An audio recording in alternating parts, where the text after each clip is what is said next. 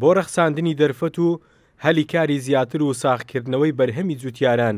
پرۆژەی گەشت و کاڵ لەلایەن جێگیری سەرۆکی حکوومەتی هەرێمی کوردستانەوە ڕاگەیەندراوە.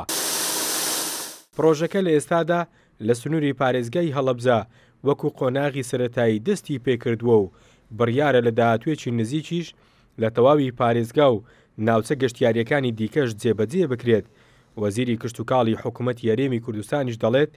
لە ڕێگای ئەو پرۆژەیەوە دەتوانین بازاڕی زیاتر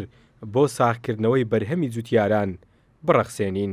پرۆژەی گەشت و کاڵ یەکێکە لە پرۆژە تازەکان دەکرێت بڵێم تازە جوتیاری ئێمە و خاوەن پرۆژەکانی ئێمە وردە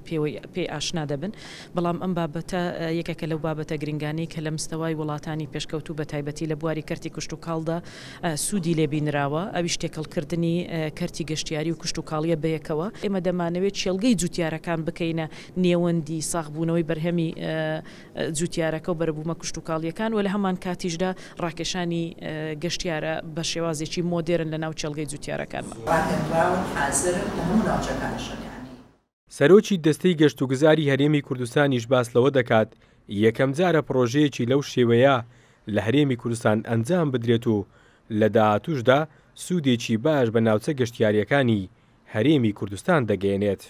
ئێمە لەسەر ڕاستپاردەی جەنابی جێگری سەرۆکوەزیران کاقوبات لیژنەیەکی تایبەتمەند لە نووسنگەی خۆیەوە بۆ وەزارەتی کشت و کاڵ و بۆ دەستەی گەشت و گوزار پێکێنرا بە بابەتی بە گەشتیاریکردنی بەرەوبوومە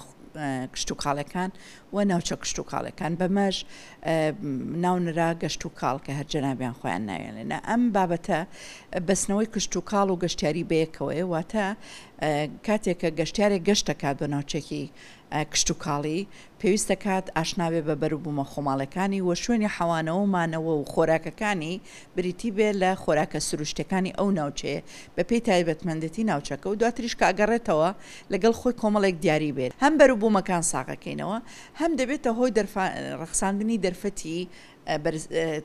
با بڵێن کار ئاسانی و خزمەتگوزاری زیاتر و دەرفەتی کاریش بۆ دەرچوانی کشت و کاڵ و گەشت و گوزار دروست دەکەین. هەرێمی کوردستان لە ڕووی گەشتیاریەوە سروشتێکی جوان و دڵڕەفێنی هەیە و خاکێکی کشت و کاڵی بە بەرهەمیشی هەیە، بۆیە تێکەڵکردنی بوارەکانی گەشتیاری و کشت و کاڵ دەتوانێت ببێت بە سەرچاوەیەکی نوێ بۆ داهاتی دارایی و پێشخستنی کەرتی تایبەت لە هەرێمی کوردستان و لە دوایین هەوڵی جێگیری سەرۆکی حکوومەتیشدا جێکردنەوەی ئەو کەرتەیە لە سیستەمی خوێندن لە زانکۆ و پەیمانگاکانی هەرێمی کوردستان. بڕیار محەممەد، کورسات نیوز، هەولێر.